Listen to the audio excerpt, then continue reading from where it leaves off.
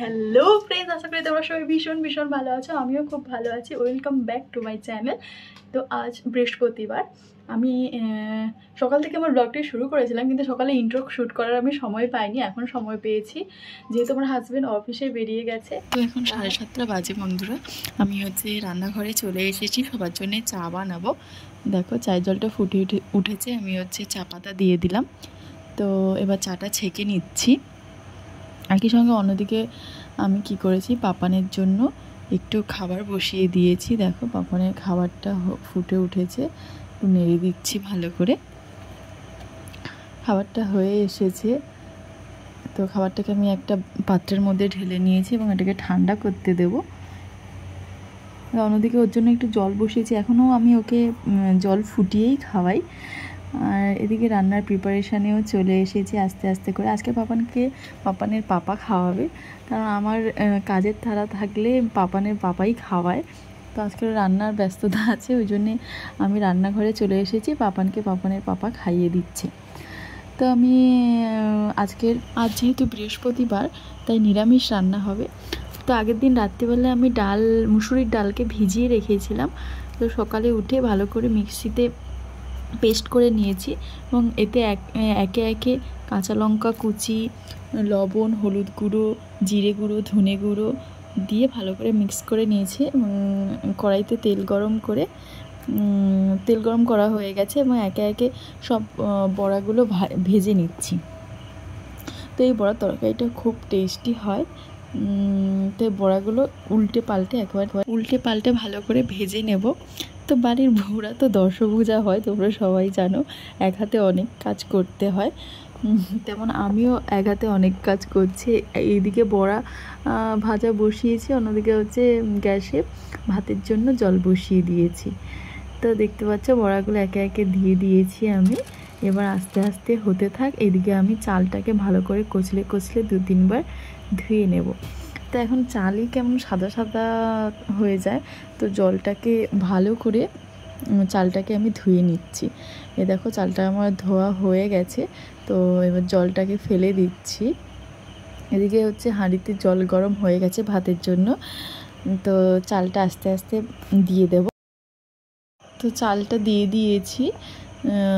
তো চাল দেওয়ার পরে একটা হাতার সাহায্যে আমি চালটাকে নেড়ে দিয়েছি।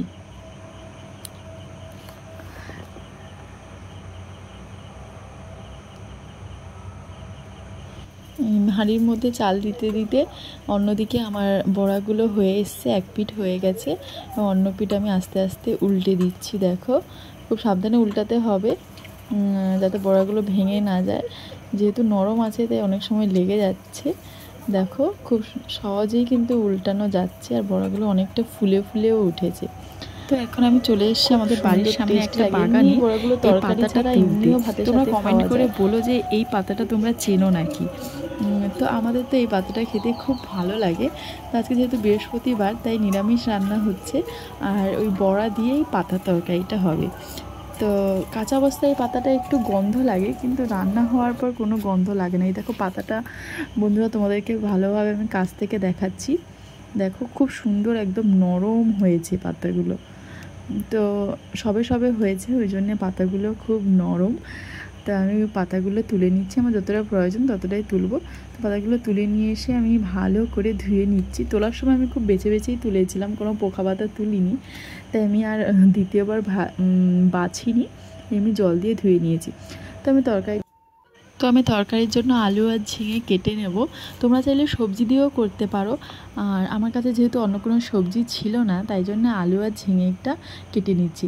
এ দেখো আমি আলুটা তাড়াতাড়ি করে খোসা ছাড়িয়ে নিচ্ছি এবং ঝিঙেটারও খোসা ছাড়িয়ে নেব। তো আজকের খুব তাড়া, কারণ আজকে বৃহস্পতিবার, এদিকে পুজো থাকে বৃহস্পতিবারে বেশি অনেক সময় ধরে। তো আমার হাজব্যান্ডটা যেহেতু সকাল সকাল বেরিয়ে যায়, আমার শাশুড়ি মাও বেরিয়ে যায়, ওই জন্য আমাকে সকালবেলাই তাড়াতাড়ি রান্নাটা সেরে নিতে হয়। তো আমি কড়াই এদিকে শুকনো লঙ্কা ফোড়ন দিয়েছি, ঝিঙেটা দিয়ে, তারপর আলু আর ঝিঙেটা দিয়ে ওতে সব রকম গুঁড়ো মশলা দিয়ে দিয়েছি। আর ওই পাতাটার সাথে একসাথে কি করেছি, আদা আর কাঁচা লঙ্কা পেস্ট করে নিয়েছিলাম সামান্য জল দিয়ে। তো ওই পেস্টটা ওই আলু আর ঝিঙের মধ্যে ঢেলে দিলাম। তো দেখো অনেকটা জল বেরিয়ে এসেছে। তো এবার ভালো করে কষিয়ে নেব, জলটা একেবারে শুকনো শুকনো করে নেব। তো এবার ভালো করে কষাতে, যত ভালো করে কষাবে তত তরকারিটা খুবই টেস্টি হবে, পাতাটা থেকে কোনো গন্ধ বেরোবে না। তো কিছু সময় ধরে আমি কষিয়ে নিচ্ছি। দেখো গ্যাসের ফ্লেম আমি হাই করে রেখেছি, পাতাটা দিয়ে ভালো রকমের কষিয়ে নিয়ে এবার চাপা দিয়ে দিয়েছি। তো চাপা দেওয়ার পর দেখো জলটা অনেকটা শুকিয়ে গেছে, একদম জল নেই বললেই চলে। তো এই সময় আমি কি করব, সামান্য জল দিয়ে দেবো। আলুটা যেহেতু আমি একটু ভালোভাবে ভেজে নিয়েছিলাম, তো আলুটা সেদ্ধ হয়ে এসছে, তো বেশি জল দেব না, অল্প পরিমাণে যে জল দিয়ে দিয়েছি। তো জল দিয়ে ভালো করে নেড়ে দেখো দেখিয়ে দিচ্ছে আলুটা অনেকটাই সেদ্ধ হয়ে গেছে। তাই বেশি পরিমাণে জল দেবো না, সামান্যই জল দিয়েছি। যেহেতু বড়ার তরকারিতে জল টেনে নেয়, তাই জন্য একটু বেশি করে জল দিতে হয়, মানে সামান্য বেশি দিতে হয়, কারণ নাহলে তরকারিটা আমার শুকনো শুকনো হয়ে যায়। তো চাপা দিয়ে দিয়েছি। চাপা দিয়ে এবার কিছু সময় ফুট এলেই আমি ভেজে রাখা বড়াগুলো দিয়ে দেবো। দেখো 1 ফুট চলে এসেছে। এবার আমি ভেজে রাখা বড়াগুলো দিয়ে দিচ্ছি। বড়াগুলো বেশিক্ষণ ফোটালে কিন্তু বড়াগুলো ভেঙে যেতে পারে, যেহেতু ওটাগুলো ডালের বড়া, তাই বেশি সময় ফোটানো যাবে না। বড়াগুলো দিয়ে খানিক সময় এই 2-3 মিনিট ভালো করে ফুটিয়ে নিলে, চাপা দিয়ে ভালো করে ফুটিয়ে নিয়ে আমি তরকারিটা ঢেলে নেব। দেখো আমার তরকারিটা হয়ে গেছে। এরকম একটু ঝোল না থাকলে তরকারিটা বন্ধ করে দিলে কিন্তু শুকিয়ে আসবে, মানে ডালের বড়াগুলো সব ঝোল শুষে নেবে। দেখো তরকারিটা আমি এবার ঢেলে নিয়েছি একটি পাত্রের ভিতরে। বিশ্বাস করো বন্ধুরা, তরকারিটা খুব খুব খুব টেস্টি হয়েছিল। আমি বলতে পারছি কারণ আমি খেয়েছি, খাওয়ার পরেই ভিডিওটা এডিট করছি, তো তাই কারণেই আমি বলতে পারলাম। দেখো তরকারিটা আমি নামিয়ে নিয়েছি। একটা তরকারি তো হয়ে গেল, একটা তরকারি বানাবো সয়াবিন আলুর তরকারি। তার জন্য তো তরকারিটা আদা আর কাঁচা লঙ্কা আমি পেস্ট করে নিয়েছিলাম। তেলের মধ্যে আদা কাঁচা লঙ্কা দিয়ে সব গুঁড়ো মশলাগুলো পুরো রেলগাড়ির মতন দিয়ে দিয়েছি, দেখতে পেয়েছো। লঙ্কা গুঁড়ো, জিরে গুঁড়ো, ধনে গুঁড়ো, লবণ দিয়ে ভালো করে মশলাটাকে এই যে কষিয়ে নিয়ে আগে থেকে ভিজিয়ে রাখা সয়াবিনটা জল দিয়ে আমি আগে ভিজিয়ে রেখেছিলাম গরম জলে। তো সয়াবিনটা দিয়ে দেখো ভালো করে নাড়াচাড়া করে নিচ্ছি। আর সয়াবিন আলুর তরকারি নিরামিষ খুব ভালো খেতে লাগে। তো এভাবে নাড়াচাড়া করে নিলাম, দেখতে পাচ্ছ কীরকমভাবে নাড়াচাড়া করছি। নাড়াচাড়া করে নিয়ে এবার আমি আগে থেকে আলু আর টমেটো আর একটুখানি গোটা জিরে ফোড়ন দিয়ে ভেজে রেখেছিলাম। আলুটাকে একটু ভেজে নিলে তরকারিটা আরও টেস্টি লাগে। তোমরা এরকম ভেজে নিয়ে ট্রাই করে দেখো, খুব ভালো লাগবে। তো আলুটাকে আগে ভেজে নিয়েছিলাম, দিয়ে এবার সব মশলাগুলো একসাথে মিশিয়ে নিয়ে কিছু সময় কষিয়ে নেব।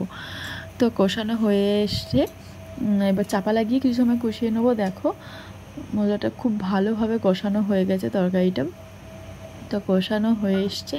এবার যেহেতু আলুটাকে আমি ভেজে নিয়েছিলাম, তাই সামান্য একটু জল দেবো, বেশি জল দেবো না, সামান্য একটু জল দিয়ে কিছু সময় ঢাকা লাগিয়ে হতে দেবো। তো 2-3 মিনিট মধ্যেই হয়ে যাবে তরকারিটা। দেখো তরকারিটা আমি নামিয়ে নিয়েছি, খুব টেস্টি হয়েছিল তরকারিটা। তো এদিকে পাপানের জন্য আমি খাবার বসিয়ে দিয়েছি, ওর জন্য মুসুরির ডাল সেদ্ধ করব। দেখো সব রকমের সবজি একটু একটু করে দিয়েছি, ঝিঙে, পেঁপে, বটবটি, তারপর গাজর, তারপর তাতে সামান্য হলুদ, লবণ আর তেল অল্প দিয়ে আমি ঢাকা লাগিয়ে কিছু সময় হতে দেবো। তো এদিকে আমি চান করেও চলে এসেছি বন্ধুরা। আমাদের এখানে তো প্রচুর গরম পড়েছে। দেখো স্নান করে এসেছি, তাও দেখো ঘেমে যাচ্ছি। এখানে আমি আমার পাপানের সাথে কথা বলছি, ও এসে দুষ্টুমি করছে। ওকে ঘুম পাড়িয়ে দিয়ে এসেছিলাম, কিন্তু ও খানিকক্ষণ পরেই উঠে পড়েছে। তো ওর সাথেই আমি কথা বলছি। এদিকে সিঁদুর পরে নেবো, সিঁদুর টিপ পরে নেবো।